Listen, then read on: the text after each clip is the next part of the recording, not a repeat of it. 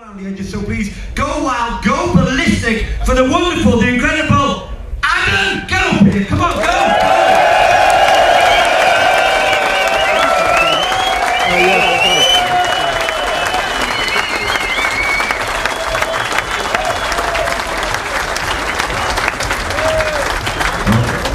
I had this grand plan to rock up with a couple of beers for us. Ah, that would have been lovely. I know, but I'm settling for the red cordial because I'm just slightly hungover. Red cordial. Can you turn me off? Turn me off. Look at that, by the way. How attractive is that? Adam, before it gets turned off. Oh, it's gone now, it's gone now. Turn me off, Henry. You actually ride bikes? I do. And then you know who I ride bikes with? Your mate in Australia, Miles Davis. Million miles an hour. Yeah. Million miles an hour. And he told me, when I see you, to say that you are What you meant to say there, son, is a good cunt.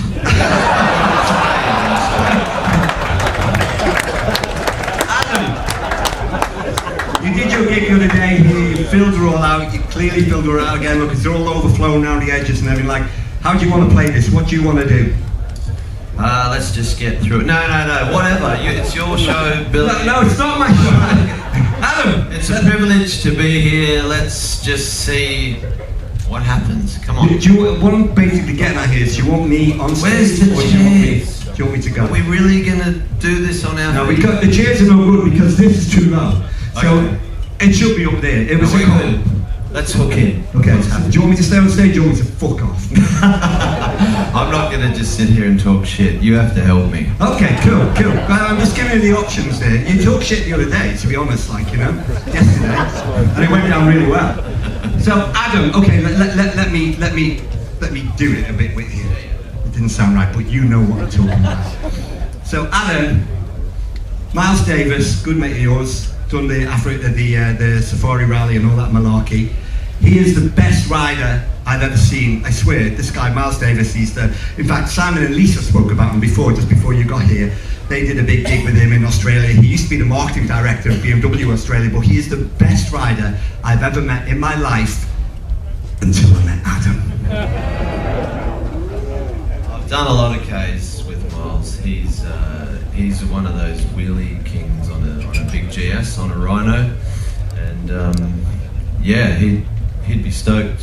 Actually, the fact that you put me one above him, he wouldn't be happy about it. He wouldn't be at all. No, and that's been the theme of my whole journey, really. And inevitably, I get to ride and meet and become friends with some of the best riders in the world. Like, I've shared a lot of friendship level experiences with virtually, he's out there doing his thing. We met at an Australian 14 Euro Championship in 2003. Wow. And since then, he's, they used to come and try and win the Kiwis had come over, and because we had bigger and better events, but they were probably better riders, So I spent a lot of time in my racing years with guys like Chris Birch, and then when I was trying to get somewhere in the Australian enduro scene, we've got world-class riders. You've all heard of Toby Price, of the friends with this guy, and my path has intertwined, not at a competition level, but just at a training, interviewing, living with, all their highs and lows. A lot of their career I was able to witness, and incidentally, doing what I do, it's carried me up to this level of, media on motorcycles, getting to do cool things and be in the position of riders as cool as them, if that makes sense. I mean, what is that cool desert race over your end? The Fink. The Fink rally. Do you remember? Cool's probably not the word.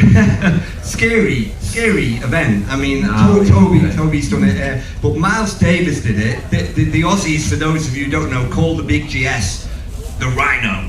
Is he paying you? I'm coming back to you, okay?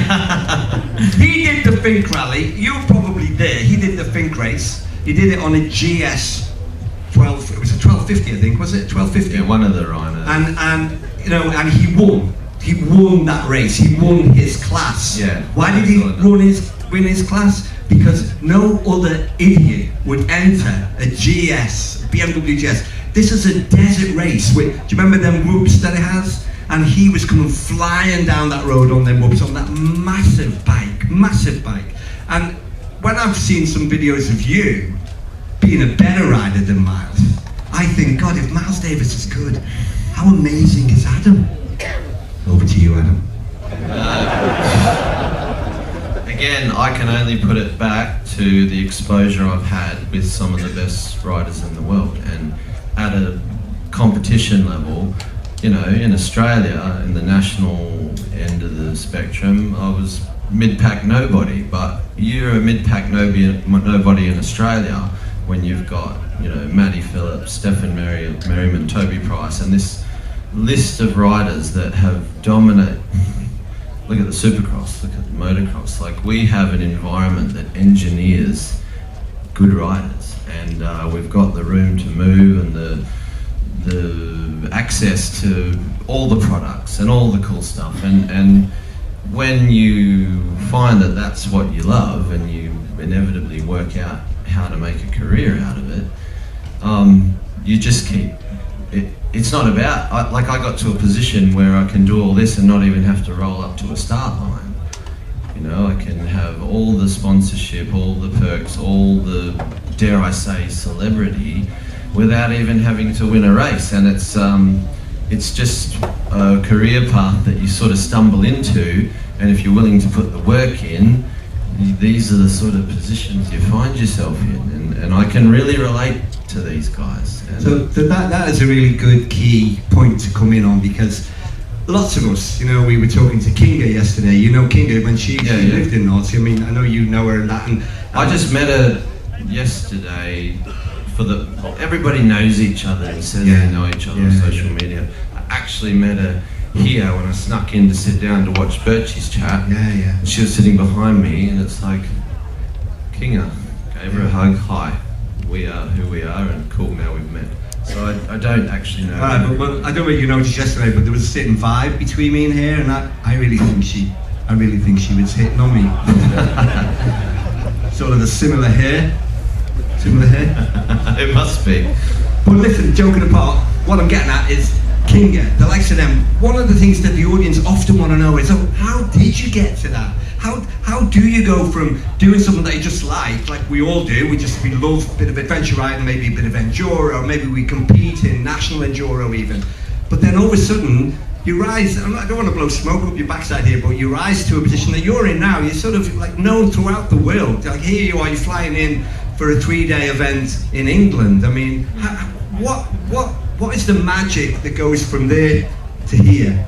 For me, it's definitely not happened overnight. It's been a fair grind, and I don't even feel I have to explain myself. Like, the amount of people that have come up to me, I've never spoken so much in my life. In the last 48 hours I haven't shut up. And you know, I was pretty exhausted, and just spoke to the missus the other day, and she's like, this is what it is. This is who you are now. Put on a brave face, get out there and greet the people and give them their time. And it's been really cool to hear the stories and the reasons why people are supporting what I do. You know, I mean, I have a t-shirt with my own motorcycle on it, and look at this guy, he's got one. There's a few WARHORSE t-shirts out in the crowd, and these are the crazy things that come from it. And I don't know, maybe the reason it's happened the way it has is because I've always had this direction and way of doing things my own way, and never strayed from that. And in a landscape where there's influencers and there's popular people just showing up every week, the only way to stand out, I think, and give yourself any kind of uniqueness is just to be yourself. And maybe with the building blocks I've had from racing, being a motorcycle journalist, to now being a father, adapting to these big adventure bikes, which incidentally are just the most thriving part of the motorcycle industry, of just kind of rolling into it at the right time with a platform that is one big marketing campaign for anyone who wants to get on board. Incidentally, this time it was Husqvarna. I've never heard about the ABR festival, but strangely enough, they'd heard about me, and that's why I'm here. So.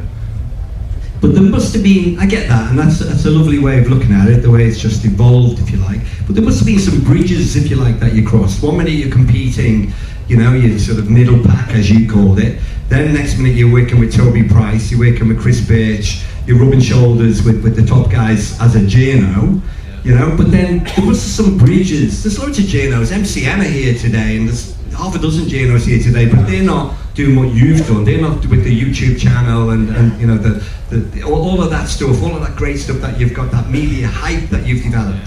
For me, it was always about credibility. Like, when I became a journalist, I started to understand, you know, if you're conscious of who you're affecting and what you're affecting, and you want to maintain this signature of, like, be valid, there's no way I was going to be writing all this shit about motorcycles and affecting the sales and you get the manufacturers coming back at you. If I was going to be saying anything that was going to alter people's decisions on bike purchases, because that's what reading magazines do, then I had to know for myself that I knew the truth. And the only way to know the truth about these machines that we all love and we all want to buy was to be on the front line with the best of them. And so I developed this theme of maintaining a racing career inside it all. I was probably the only journalist in Australia who would be racing the National Enduro Championships, being there. I'd take a magazine test bike. I mean, I've explained all this before, but it wasn't so much about, you know, I've got a free bike and I'm doing this. It's like, I know what these tyres are. I know how good that bike is. I know what brakes. And the other thing that came from it was the ability to translate what the pros were doing. I wasn't winning world championships, but I could sit back, and when somebody would ask about the suspension, I knew exactly if that suspension was what the manufacturers are saying it is. So I think maintaining that credibility was very important to me, and it's probably kept me only just 2-3 years ago I did another full season of racing in WA because I wanted a break from building my house, and I joined back in, and before I knew it I was racing bikes again at 40-something, 46 years old, you know, like state level enduro, and what it did, I guess it just topped me back up. It must be a fine line though. I don't know if any of you guys were here last year when Ryan F9, we didn't come across Ryan F9. Was anyone here last year and seen the Ryan F9 talk? The couple of big things about Ryan F9. One is he was earning a feckin' load of money doing what he was doing with that channel.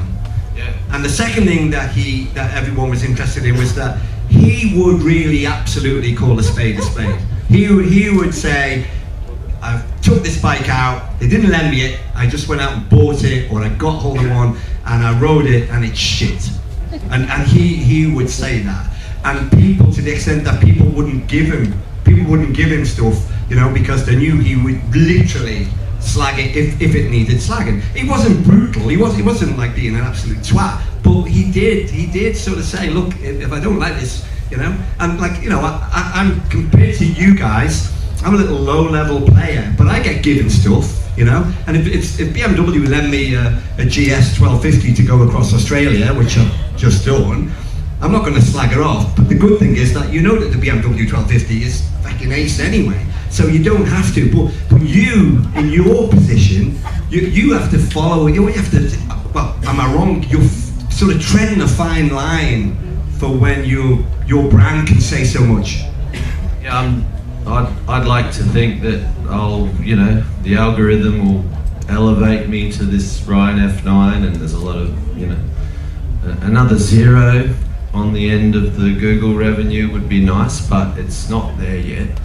And so I am bound to the support of manufacturers, but the way I get through it, and just through my experience of the bikes I've ridden around the world, all the manufacturers I've dealt with, I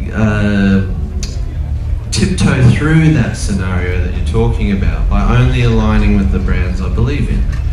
And I don't have to spell it out, but unless my phone rings, I'm not going to try and write.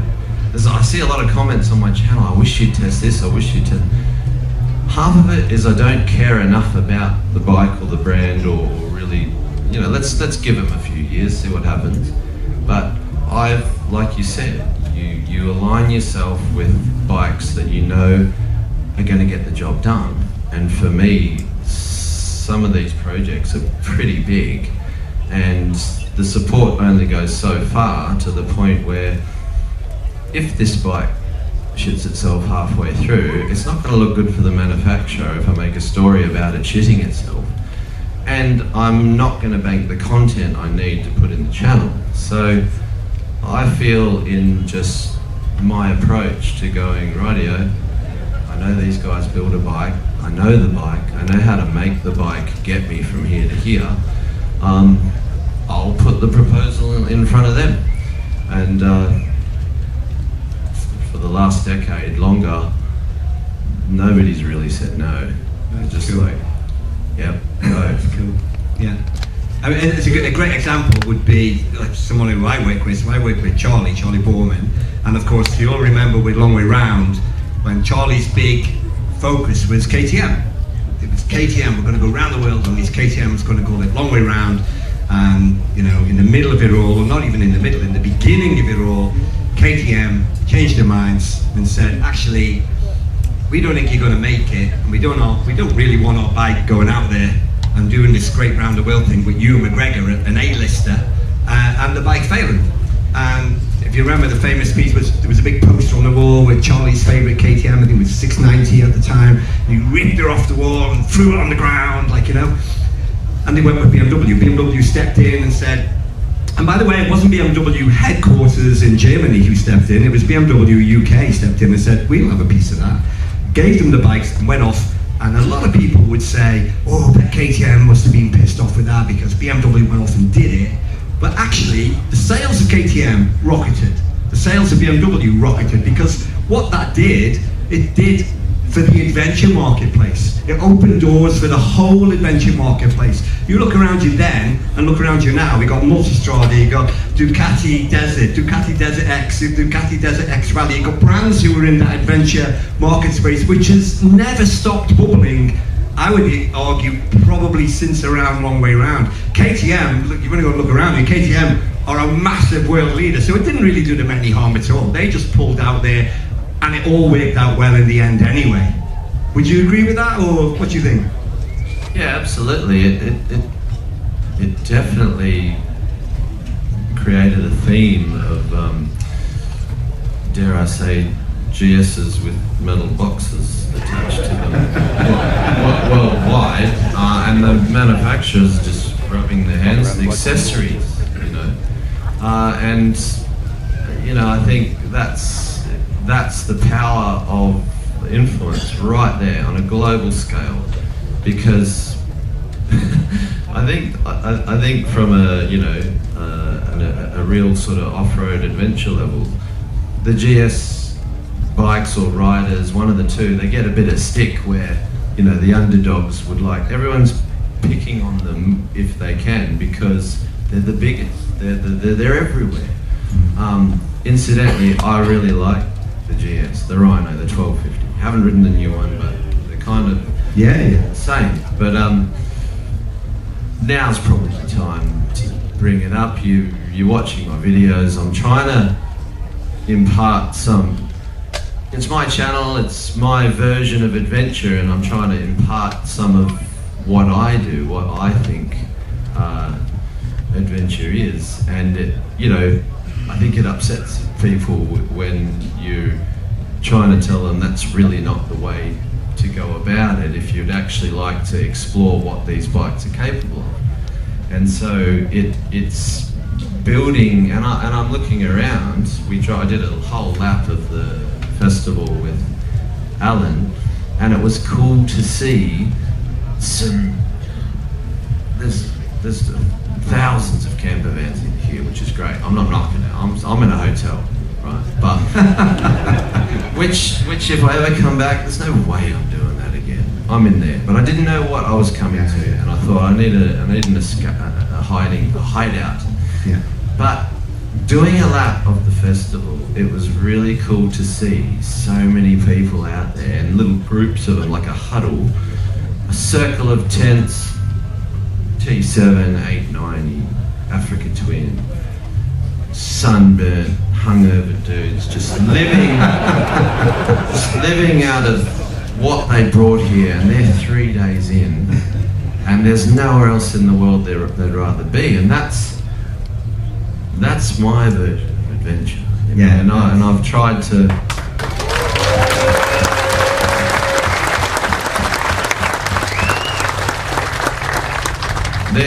They're getting through this weekend with what they brought on the bike, and that's it. And I kind of did the same thing. I didn't want to just fly in like some rock star, get on stage, talk, fly out. That's why I said to ABR, to Alan, fly me to another country, I'll borrow a bike and I'll ride there and I'll create a series of stories that all points to this event. And I'm probably 12 hours away from sealing the deal on that. So another big one in the bag, and this is, yeah. Well, you did arrive yesterday for your talk on this The day before, actually. Sorry, the day before. Yeah. And I was here on the stage and saying, blah, blah, blah, Adam Riemann, 5 minutes. By the way, can I pull you up on that? Because the old boy's not happy about it. It's Riemann.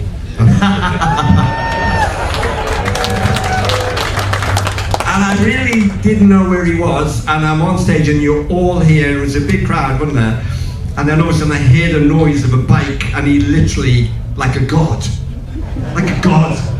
arrived on the bike. And I thought, thank fuck for that, because otherwise I would have been on my own for another 40 minutes, you know? I just parked it over there, and I'm glad there was a chair. Wait, no, it's all good. But yeah, I thought, if I'm going to be doing all this stuff on the internet and portraying this image, then I wanted everyone to see, if they're meeting me for the first time, they're meeting the adventure package that I am and use to create all this stuff online. And I did. I parked it right there, and that was it. And lo and behold, no film crew showed up, like mine. Yeah.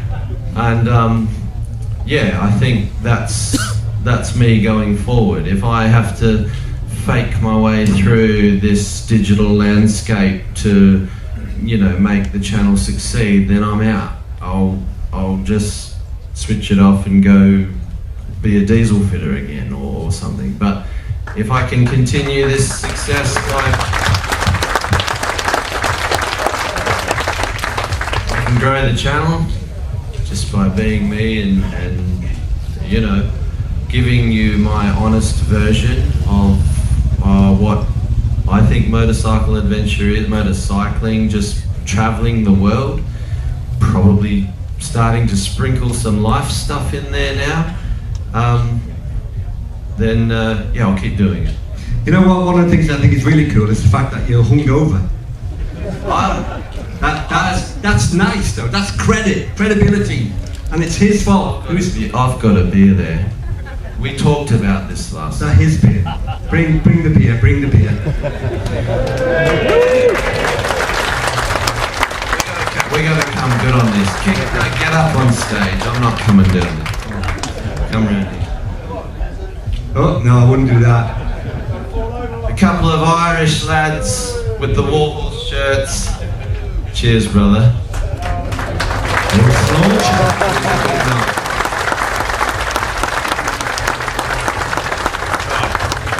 Now I'll start telling it like it really is. Can I touch on some of the people that you work with, like Toby? Toby, Australia, you touched on before, Australia breeds these legends. I mean, it does. Like, it could be because of the terrain, because of the way Australia is formed. You know, with the inside of just nothing, only death and destruction, and the outside like beach babes, surfboards, and beautiful skies. How does a Toby Price come out of all that? And what was it like, the kind of connection that you've got with Toby? And I'm pretty sure you've seen the ups for Toby, but he's had a fair few downward spirals as well, eh? I don't know why I got feeling a bit emotional there, because when we're all watching Dakar and you're seeing these boys that are going for the podium, a lot of it you're like, go Australia, come on, this guy's going to get it in the bag, you want to win. And then it was strange because there was a turning point where it just became you didn't want your mate to hurt himself. I've seen it all with Toby when he broke his neck, and this is before he even won his first Dakar. The injuries, the all of it, the climb, the rise, and then the work he's put in to climb back. But the biggest thing with Toby is he is your through and through country kid, big lad country kid that has that next level ability to make anything work in terms of a motorcycle. I'm not undermining everything he's done with KTM because he's done a lot, but he could have done what he's done on any colour. Wow. We've seen it firsthand. I've been out in the middle of nowhere with him shooting video, and it is so scary. You'll see by the sound of the bike doing the things that he makes it do and just sending it, and this is pre-desert racing. This is before he won Fink.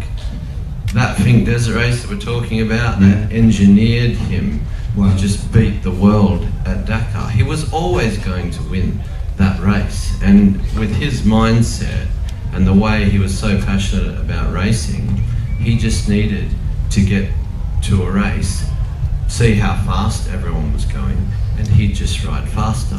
And the funny thing is, where that came from, this is the truth. He was a little fat kid. No way. Big fat kid. Chubby. Tall for his age, big chub kid. Seen the photos, right? And junior motocross, there's a 40 rows start gate of KX, all the same bike. KX80K, Kawasaki had the thing then, there's maybe a couple of other colours. And there's all these kids on 80cc's, and then this adult is like, what's he doing in there? That's Toby.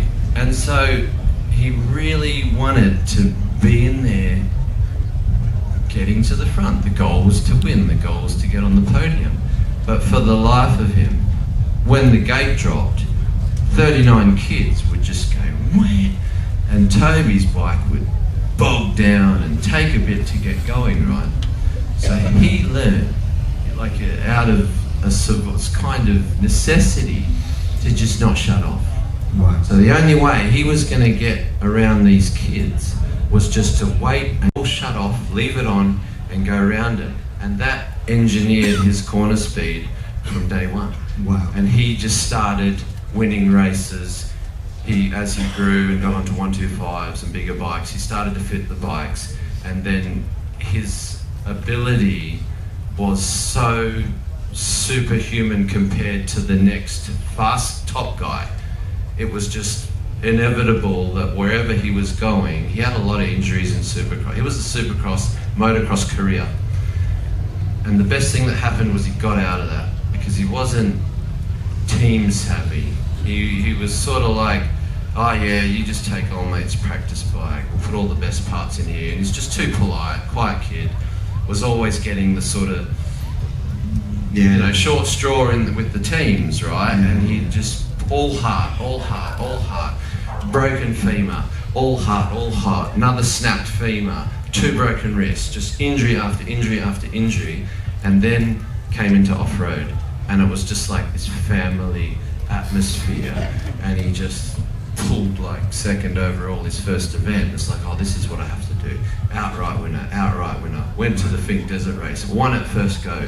Just was the phenomenon. We all watched it before any of you knew who he was. You know, we grew through that. And so when we saw Toby go to Dakar, there it was. It's like, that's our boy. On his first crack as a water boy, and it was in the one in Bolivia where they're across the Salt Lake and things were happening and there's politics in Dakar and he let them know what a water boy is, because that's a throw on it.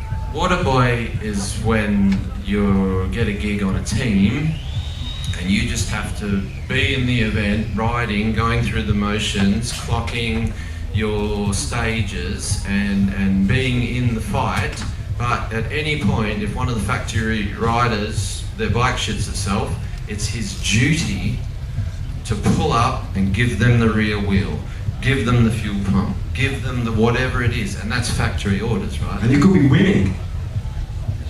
The other rider could be the one winning, so that's why he, as the water boy, you're the nobody. You don't have this. You're not the Red Bull athlete yet, you know. And he was at a point where in that rally that he just kind of read the play, and it's like, I just smoke these guys. And he did, and the only reason he didn't get the sack is because he podiumed. He just broke through with his own belief, got third overall, come back the following year, and they just put him on a production replica. That's your bike. And he was breaking it as the event was going. When I say breaking it, the suspension couldn't cope, all these things couldn't cope. So by the end of that Dakar, the mechanics had eventually given him a full factory bike that he put on the podium. Next year, he comes back, smoked everyone, won Dakar on his second crack. Wow, that's amazing. There's not many people on the planet that there has never been or never will be another. Tell them the story about, was it last year or the year before when they brought the new rule out about the factory riders could only use whatever number set of rear tyres, and Toby was like racing big time and online for certainly for a podium, and his tyre was disintegrating. Did you see that? Just a classic Aussie fix. He pulls along into the side of the road in seconds, and what does he do? Well, it's just a known thing. If the tyre's flying apart, you need to keep it on the rim, on the bead, and he just did it. They made a big thing out of it. I don't know if you followed. It was cool, man. But he just zip-tied this tyre onto the wheel and just got through a 300k stage or something. It was just a typical Aussie bush mechanics on the biggest motorsport event on the planet. There was a lot of zip ties though. It wasn't like 2 or 3. And there's more to it than that. Like he knows bikes intimately, so you can't just put it on and hold it on. He nursed it through and got it done. And this is not just, you know, he's actually not hard on bikes. In the AORC, that corner speed where it was like, don't brake. He's smooth. There'd be these other fast guys that are going through clutches, brake pads, all this stuff. Toby's bike at the end of the season, he'd expended bugger all. Wow. He's either podium outright or crashing. He's one or the other. What was that race he did? Was it the thing where he would do the race on a bike, he would win the race, then we put him in a helicopter and then send him back to the beginning of the race? Hop in a trophy truck and win that too.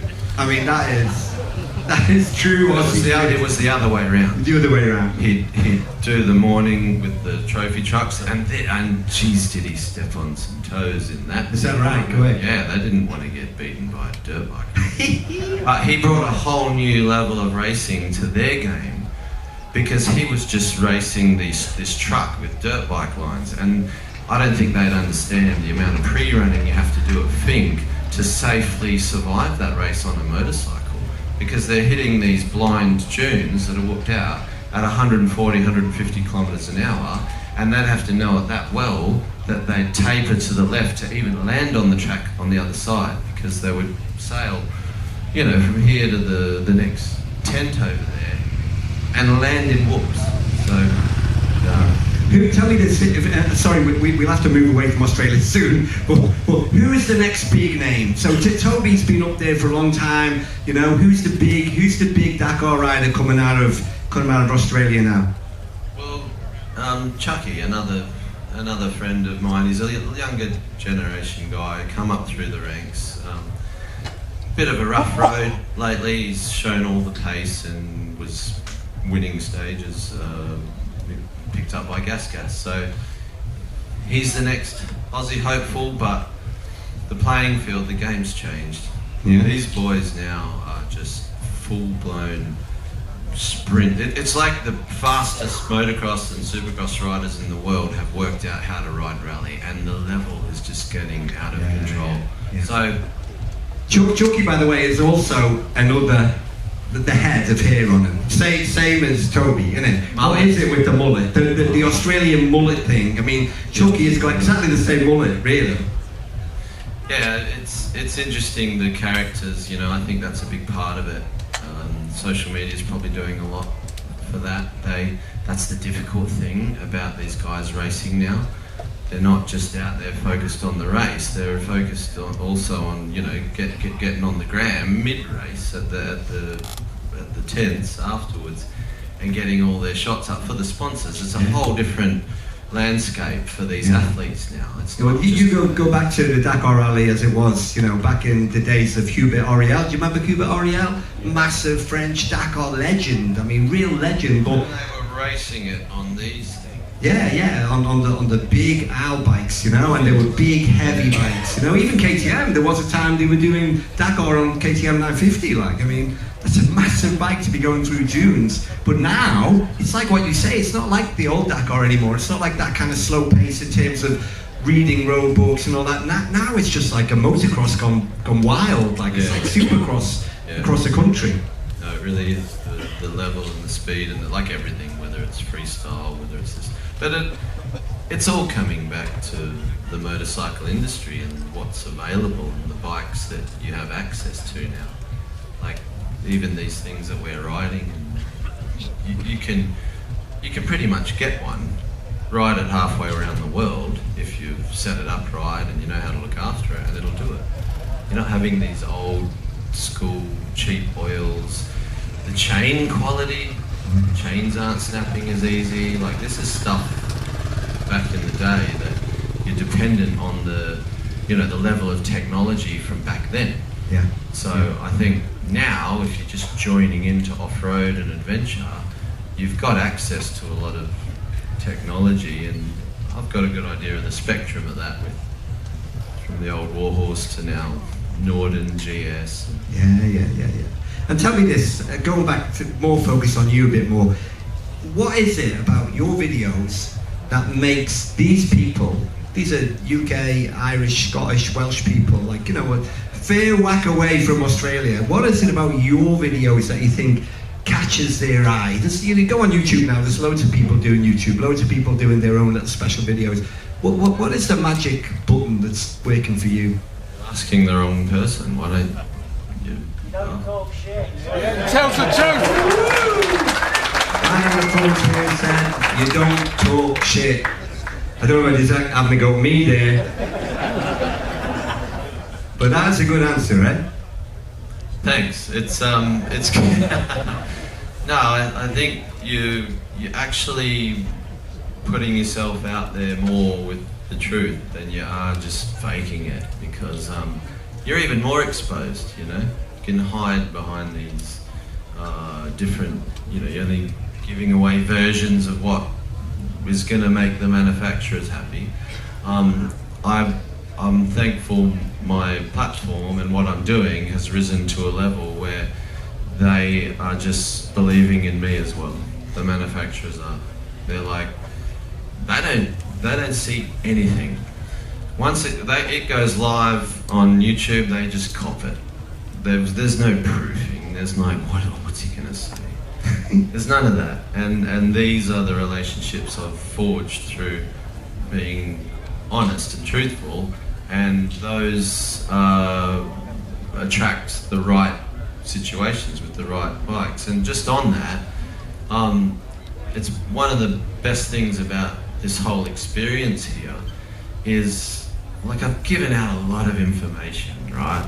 Riding techniques and do this and do that, and you're always going to get the critiques saying, oh, but no, that's bullshit, this, whatever. I've been doing what I do and riding bikes and racing them all over the world, and I've got through a lot of big missions, but they all talk about inspiring videos, inspirational quotes, all this stuff, but what's really interesting, a lot of people have come forward and they know who they are, is that I've had more than one person come and say, I'm so happy I found your channel.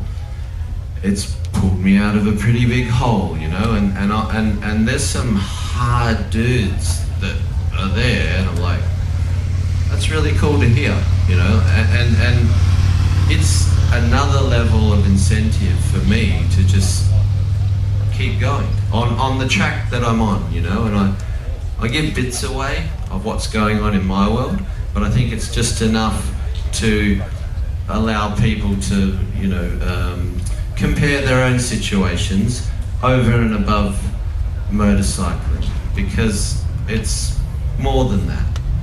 The bikes have allowed me to meet you people. Does that make sense? Loving it. We're going to hear from you people, them people now, because what I want to do, dude, I want to go into the audience. You're going to get some questions. I've got some prizes, okay? So we got some prizes, but I sometimes have to bribe. You're staying here. Oh, okay. I think he's feeling a bit rough, but we'll get through it. I'm going to go into the audience, and what I want is some questions, okay? And I'm going to try and share the love, so I'm not going to stay in the one area. So put your hand up if you've got a question for this man here. That man was there like a rocket. You're there, man. You're there. Hi, Adam. Your video Lost in Albania. Have you ever actually been lost, and how many times have you been lost? Yeah, it happens. Lost in the sense that no matter what you do to get back to backtrack or try and get the nav to work in your favour, because let's face it, a lot of this stuff that I'm doing, it just can't be done in a time frame without a GPS. And yeah, sometimes the navigation it fails you, but it's worked long enough to put you in the middle of nowhere, and then it's up to you to get out. So there has been a few situations. I'm glad it hasn't happened in Central Australia, because you can't afford it to happen there. But little scenarios across Europe, there's always a way out. As long as you've got fuel, you'll find a way out. Where was that guy who just asked the question? Where is he? Okay, there's a little present for you, from Charlie. Okay, I'm going to move this way because some guy had his hand, he caught my eye. Where did he go? Okay, I'm going to come up from the rear, if you pardon the expression, mate. But you've heard that before, haven't you? How's the Iron Horse project coming on? So, just to put all that into context, the WARHORSE, this 32-year-old bike that I've found and discovered a legend, I love the thing so much, I needed to have a second one. And a Dutch guy who happened to live in Australia messaged me. He watched the videos, worked out that I was bringing it back to Australia, and said, if you need any help with the rebuild, I've got a couple of them. And I thought, this is interesting, I'll just tag that mail and check it out. And I went and had a look and talked him into selling it to me. So yeah, I'm rebuilding a second one. I've bought things for it, suspension, gonna actually up-spec it a touch. And then I want to ship it out of Australia, get it to some country, and maybe start here and get to us. But carry on doing some global adventures on the old bike, you know. The WARHORSE is home, it's parked now, but I've got this other one that I can equip it to take a bit more of even more of a beating, dare I say, perform a little bit better, and yeah, keep the dream alive for the old bikes, because I think I haven't really had enough time to get out there and find the old ones, but I know how many XRV 750 Africa Twin Riders are here. Owners. It's a few. Super Tenere, XTZ 750, R80 GS, did I get that right? R100 GS. Old bikes. Who loves old? Who has an old bike? Who rode it here? Yeah, it's more like it. So yeah, that's the purpose for the second Africa Twin. Okay, have we got another question down this end? We got a nice little book here for anyone. That man down there, I'm going to come right down. In fact, if you can come towards me so that you're more in our zone, okay? So there's your book. I'll put the book there, and there's the microphone. Hi Adam. Quick question. Would you ever own a Himalayan? Where are they? The Royal Enfield crew are just lurking. I actually considered not so much owning one, but at least maybe getting one down under and doing a bit of a desert project and see how it copes and make the decision on whether I'd have a Royal Enfield in my shed after that. But definitely considering it's just another company, another brand that I now am happy to have started a relationship with, put it that way. So we'll see what happens. I don't think you're allowed to call it the Himalayan anymore. It's Himalaya. Himalaya. Yeah? Is that? I don't know. I think I can't even say. We got time for one more question. We got that's just seen you at the corner of my eye. Okay.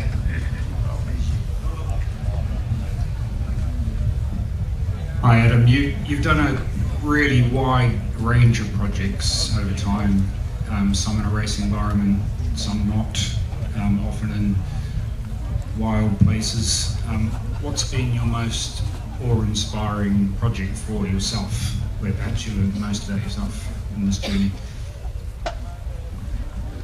Maybe angling towards the recent Himalayan series, but I think overall as a career path it would have to be Moto Nomad, riding from the KTM factory to the pyramids and just pulling it off and getting away with it, and everything that came out of it. It was kind of like the formula of turning an idea into reality, and that was a big one. And I didn't really know how. You see a lot of influencers talking about manifesting. The concept of manifesting, and when I think about it, I did exactly that. I dreamed it up, the extremities of it all, kind of ignored the political climates, the war zones, all of that, and just went for it to put a dirt bike in front of the most epic locations on earth. And yeah, there's a photo circulating the internet that has been for 11 years. The 500 EXC doing a wheelie in front of the Great Pyramid, and it's sometimes weird that was me, you know, and I look back at that and go, that's a formula of manifestation, and I think I think it's kept the theme going, what I'm doing now, but a little more responsible, a little less extreme maybe, now that I'm a dad. Okay, before we get the very last question, it's this man here, I'm going to give him that book there now. The very last one, this is, got to move on. But the scouts, this tent, the scouts at the end, can you look back, give us a wave? That woman who's juggling around there, sorry, the scouts, they want to get rid of all of their food, right? All their food is going, because it's a charity thing for the scouts, and it's all going, so they're going to get rid of everything at practically for free, okay? So when you've finished here, if you want scones, cakes, whatever they've got down there, please give them a little shout out, go and ask them what they've got and buy something off them to help them out. So that's that, and then the final question is? Hi Adam, a few years ago you gave us a little mini-series called The Protege. How old is he now, and do you know what he's up to? This brother and sister, yeah, it all looks like they're pointing towards the next big thing, Enduro champion, but it's kind of like life stuff. I think the interests have gone. Millie and Tom you're talking about. I think Millie, with all the talent in the world to be a female little Enduro champion, she's just wanting to do girl things, lady things, playing hockey now, don't even think she's racing. And Tom is in an environment where there's other kids with more maybe focused dads on the racing, and you know, while those kids are racing, Tom might be out catching crayfish. He's still racing, but unless you're going to throw your whole life at it, the reality of being that next Aussie Enduro champion isn't going to happen. And I think he's just happy to, I think he drives a lot of big agricultural equipment. But yeah, that was just a little window of content that happened. It's pretty cool. I get a lot of messages from people, do another video with Millie and Tom, that they've grown up. That was what it was. And yeah, do you have kids that watch the Proteges? No. Why do you ask about that particular?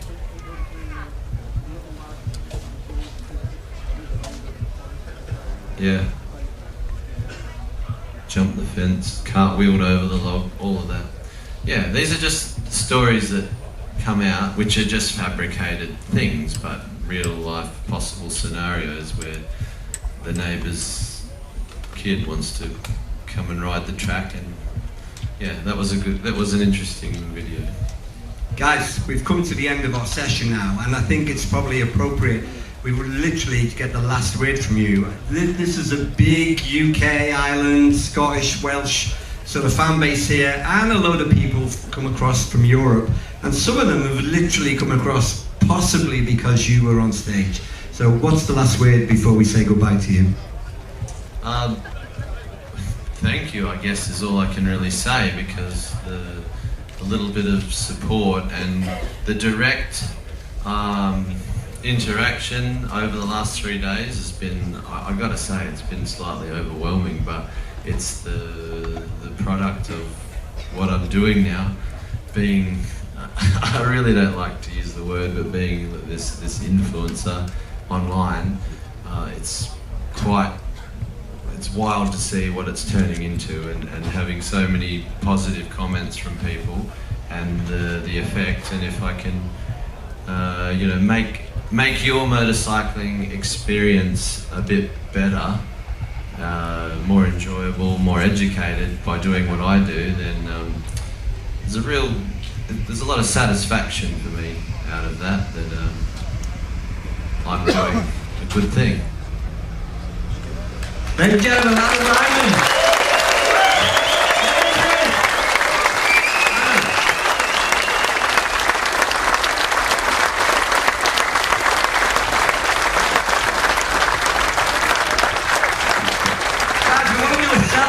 You just told me that.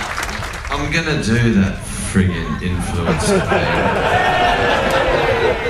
You wanna, so when he does it, we're gonna go, no, well, you know the best way of doing this, can I just jump in here? The best way of doing this is when you're lined up for it, and we're gonna give you the 1, 2, 3, and you're all just gonna go ballistic with your hands up like crazy, and it looks really, really good. If you want people to come up front, but be careful, we don't want the whole feckin' lot walking up. Let them do whatever the hell they want. Okay, you're in charge, go for it. Say when you're ready. Okay. Okay, you're ballistic!